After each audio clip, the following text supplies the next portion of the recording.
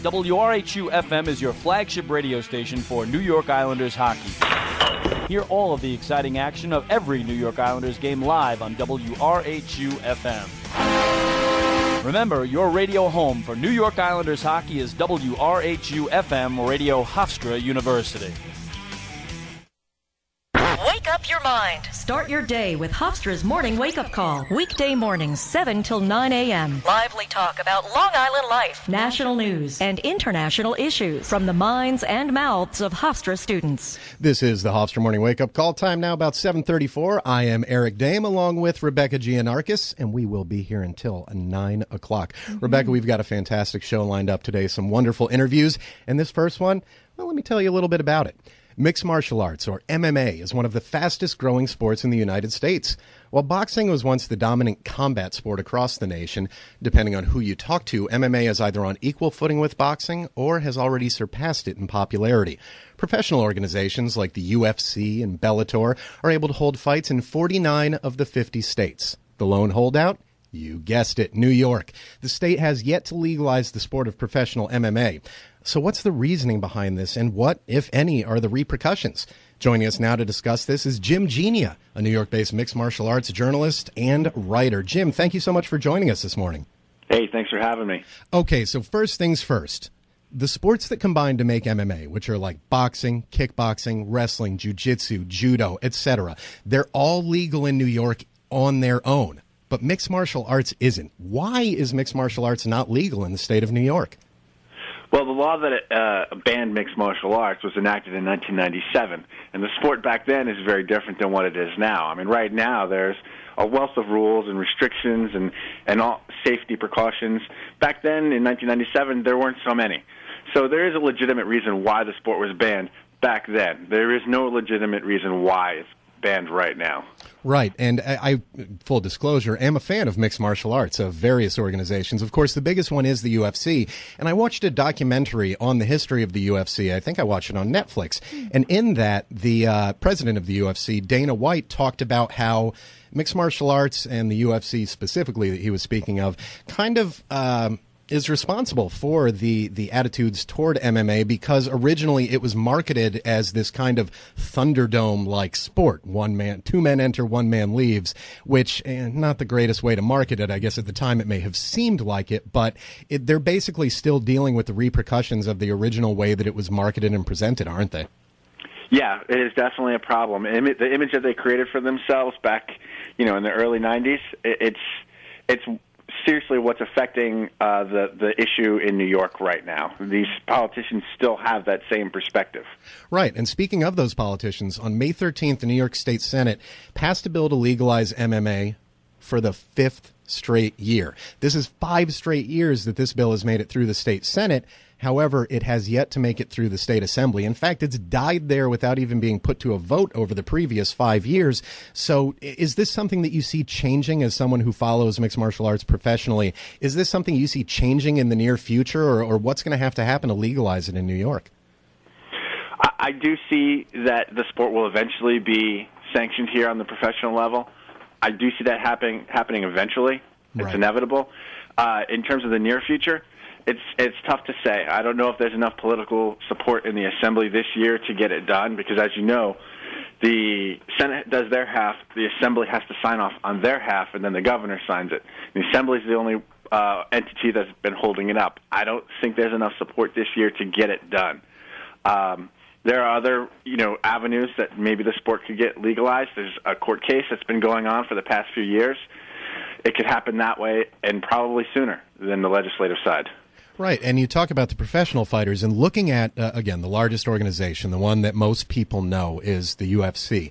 2 of the current champions in that promotion are from New York. We've got light heavyweight champion John Jones, who's fast becoming one of the greatest fighters of all time, I would say. He's from Ithaca, while middleweight champion Chris Weidman is actually a former All-American wrestler right here at Hofstra. He's from Long Island, but as it stands right now, will not, nor ever, if it doesn't change, be able to fight at Nassau Coliseum.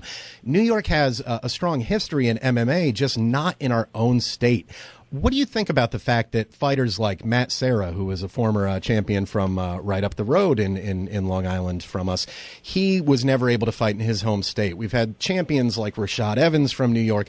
Different fighters in different promotions from New York have not been able to fight here. Do you think that that's really unfortunate, or does it really not matter all that much? I honestly think that it's a tragedy. I mean, to be able to go to a local show and see, a UFC champ compete, that's a fantastic thing. And other states are lucky that they can have that opportunity. Fans of Matt Serra, fans of Chris Weidman, fans of John Jones, we can't do that here in New York. And the politicians in Albany are doing us a great disservice that we can't see these champions, these great fighters, up close here in New York. One of the kind of, I guess you could say, a repercussion or a result of professional mixed martial arts being illegal is that amateur fights are actually legal, and they're held in New York. An article that you recently wrote, which showed up on Deadspin.com, went into this fairly deeply about the differences. So there are various promotions here in the state that put on amateur MMA fights.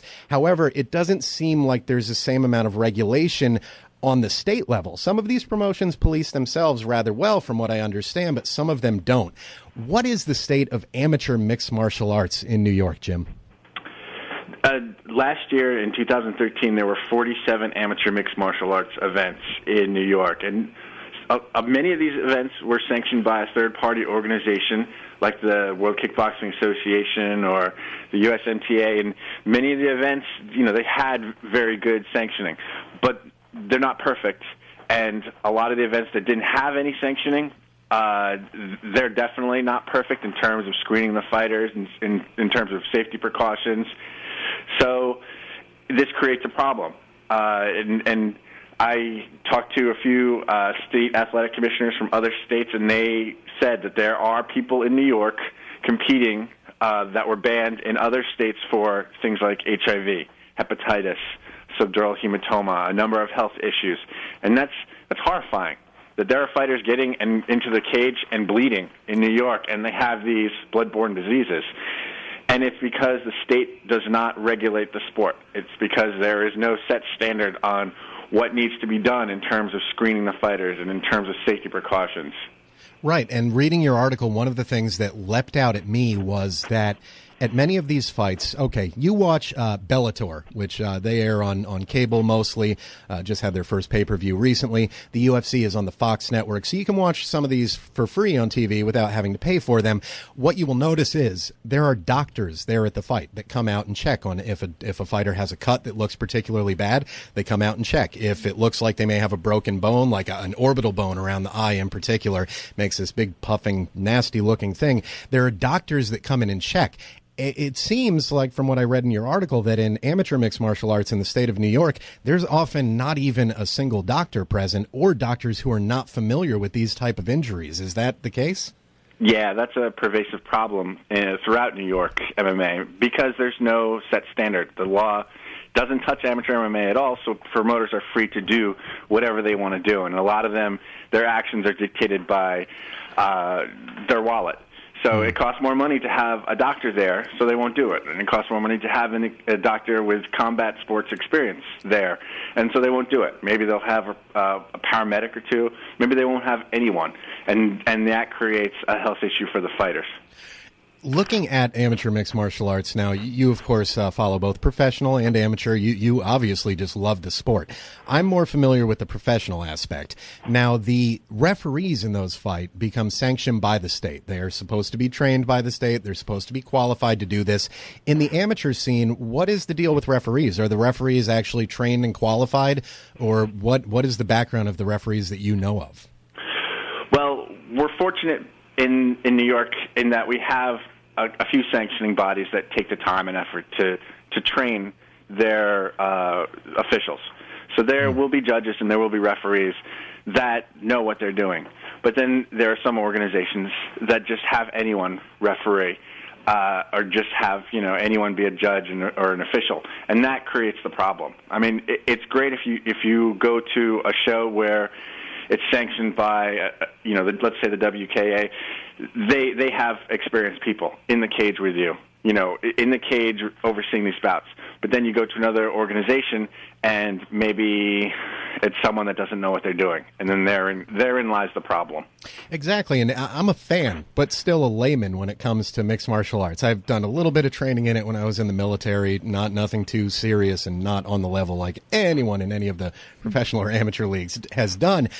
And I know a bit about the sport as a fan, but I wouldn't be comfortable refereeing a fight. I wouldn't know what to look for. It would be hard to tell when these things happen. So if a state is not certifying these officials, it's on the promotions. And it sounds like some promotions are doing a great job and some aren't. And I think that's really the main issue with the lack of legalization of professional mixed martial arts. And there's also a companion bill, from what I understand, for amateur mixed martial arts, along with the one that just went through the state Senate.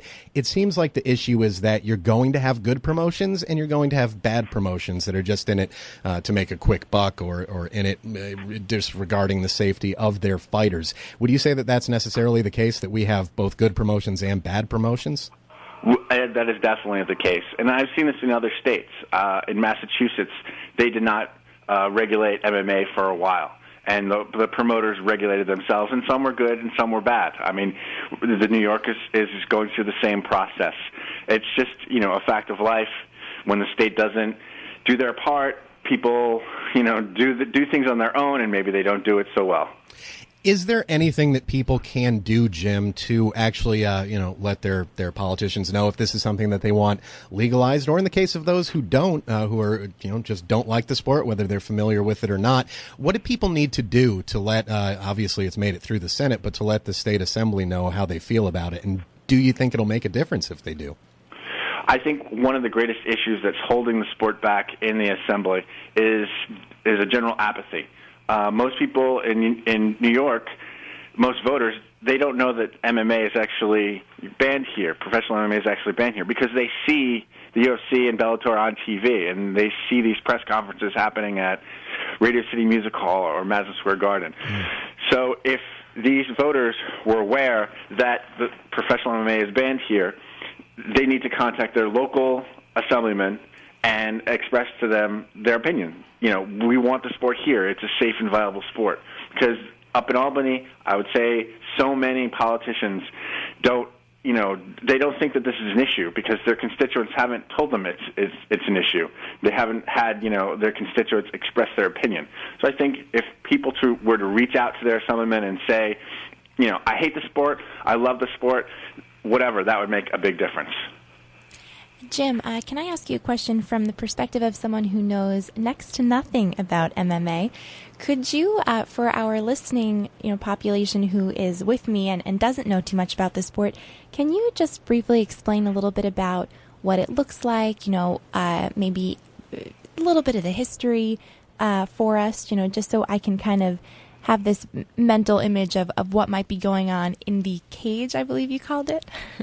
Yes. The mixed martial arts wasn't even called mixed martial arts when it first came to the United States in 1993, but it came here via the Ultimate Fighting Championship. And back then, bouts were style versus style, like karate taking on sumo wrestling, wrestling taking on judo, what have you. They took place in a cage, and they were very brutal. There were rules, but very limited rules. No weight classes, and it was a fascinating thing to watch back then, but the marketing of the sport really hurt the sport's long-term chances. It got banned in so many different states and pushed off of TV, banned from pay-per-view.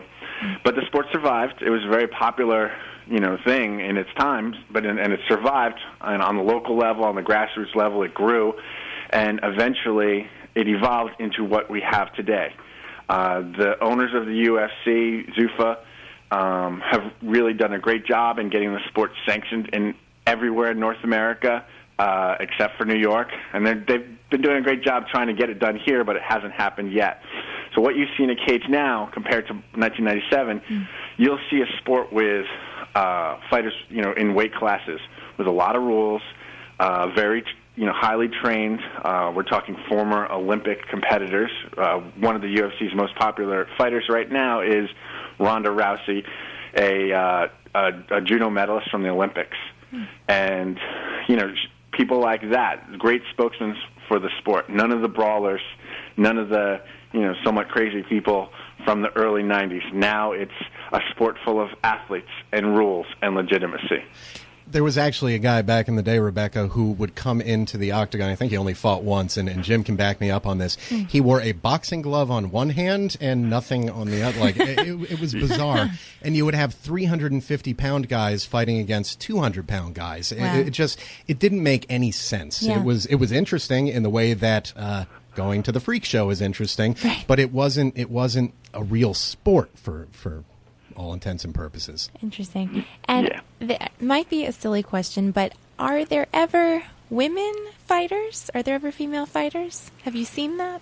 Well, yeah, the one of the UFC's champions is Ronda Rousey. She's a female champ, and the UFC has 2 full divisions of fighters, of women fighters, at 115 pounds and 135 pounds. So the sport of women's MMA is really getting huge. It is, and actually, Ronda Rousey is now one of the biggest pay-per-view draws, if not the biggest. When she fights on pay-per-view, their pay-per-view numbers have been pretty spectacular, from what I understand. And she was I believe, a silver medalist in the Olympics in judo, and is now. She's kind of turned into a bad guy. It's kind of fascinating. Everybody loved her when she came over. She's the reason there's women's mixed martial arts in the UFC. They said they would never have women's mixed martial arts until she became this huge personality. And then she came over and just doesn't seem to care what anyone thinks about her, says what she's going to say, does what she's going to do, and so far has destroyed all the competition that has stepped in front of her. She was actually a bronze medalist, but she just beat a silver medalist in wrestling in the Olympics. There you go. So, yeah. She's got that going for her. So, Jim, you're also an author, I know. You actually wrote a book called Raw Combat, The Underground World of Mixed Martial Arts. Can you tell us just a little bit about that book? Yes. Raw Combat is an up-close and personal examination of the underground combat scene, the unsanctioned fight scene in New York City. And it also, delves into the origins of the sport in New Jersey, since New York and New Jersey are so tied closely together in regards to the sport. So it's an up-close look at the fighters here who have to fight in these unsanctioned shows because the sport, it isn't allowed here the way it is in other states. And that's pretty much it. Looking at the history of these underground fights, and let's tie this into the major organizations. So we've got guys currently in the UFC from Long Island. We'll just keep it to Long Island since that's where we are. Chris Weidman is a middleweight champion. Costa Philippou is a fairly successful middleweight. He trains in Long Island. Aljamain Sterling from Long Island. A few others. Are there fighters in organizations like Bellator and like the UFC who have gone on to become successful who started off in the amateur world in New York? In the amateur, not yet, but in the underground scene in New York, yes. There's a number of fighters who went on to fight in the UFC. Frankie Edgar from New Jersey had his first fight in the Underground Combat League, and he went on to become a UFC champ. Current UFC fighter Ryan LaFleur, who's from Long Island, his first fight was in the Underground Combat League. So there are people that have used these underground shows as a stepping stone to more legitimate leagues and then eventually the UFC. It's very interesting. And I think, again, with the reputation of MMA, that they earned it back when they started in the mid to late 90s, it's so different now from then that we have people, like you said, Ronda Rousey, Olympic medalist, Daniel Cormier, who is fighting in the light heavyweight division, one of the top contenders there. He was the captain of the U.S. men's Olympic wrestling team. I believe there were injury issues that kept him from actually wrestling in the Olympics. You have Chris Weidman, All-American college wrestler. The college wrestling community is huge in the MMA. There's a lot of guys who are successful wrestlers. Do you think the fact that we have... I guess I would say that we're moving from this kind of, just warrior type of outlook where we actually have guys like John Jones, Chris Weidman, really educated, well-spoken fighters who are now representing the sport. Do you think that's going to benefit it as far as legalization here in MMA? Oh, definitely. The fact that just the baseline median education and intelligence and articulateness of a fighter, especially in the UFC, has risen to such a level. I mean, there are so many people in the UFC, in Bellator, even in local pro leagues in other states that would make great spokesmen, and they do make great spokesmen for the sport. Fantastic. Now, Jim, one last question for you, and that is, where do you see mixed martial arts going in New York? I know you said that you expect it fully to be legalized at some point. Do you personally think you have a time frame that you can put it in, or is it just it's going to happen when it happens? I am sadly a glass is half full guy, so I will always think that it's going to happen soon. And I've been wrong for the last 5 years in a row. But I feel, it's going to happen, whether it's by the UFC's lawsuit against the state of New York, or eventually the state assembly is going to come to its senses. I feel it's going to happen sooner rather than later.